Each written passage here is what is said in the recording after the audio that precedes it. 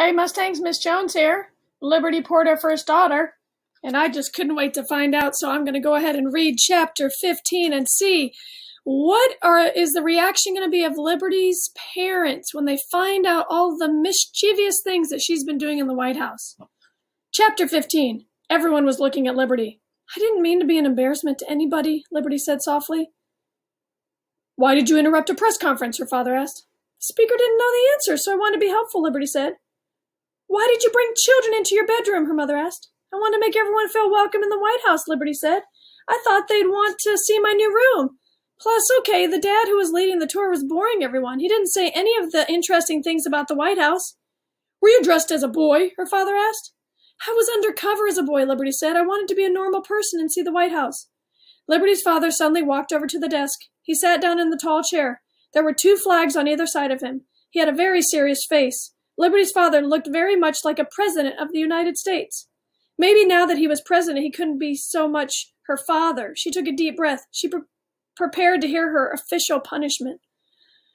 Of course, in any home we live in, Liberty must follow the rules, her father said, including the White House. Miss Crum nodded and smiled. That said, it sounds like Liberty is trying to help make the White House a home, her father said, in her own unique way, and for the right reasons. Miss Crum stopped smiling.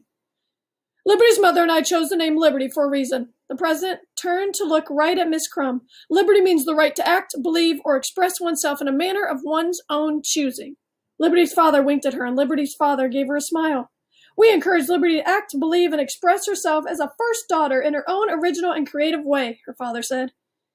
We like our original and creative first daughter, her mother said. We want her to stay that way. Liberty suddenly felt very happy. Very, very happy. Miss Crum looked very uncomfortable. Very, very uncomfortable. Suddenly the door opened. A Secret Service agent came in. Excuse us, Mr. President. He went over and said something in a low voice to Liberty's father. Send them in, her father said. Sam came in holding Franklin on a leash. He was followed by James and Chief Usher Lee. Franklin whined. Excuse me, Mr. President, Chief Usher Lee said. It was brought to my attention there might be a misunderstanding. There have been no house rules broken. The staff has already been charmed and delighted by Liberty.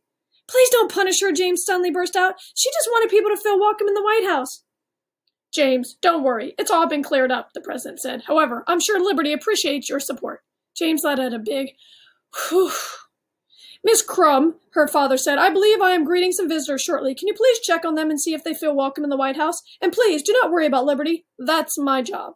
Miss Crum opened her mouth, but all that came out was a little noise like, and she left the room. Liberty's mom and dad gave her a big, huge family hug. That's what I was thinking. I was predicting that her parents wouldn't be so upset with her. All right, Mustangs, until next time, when we read chapter 16, take care.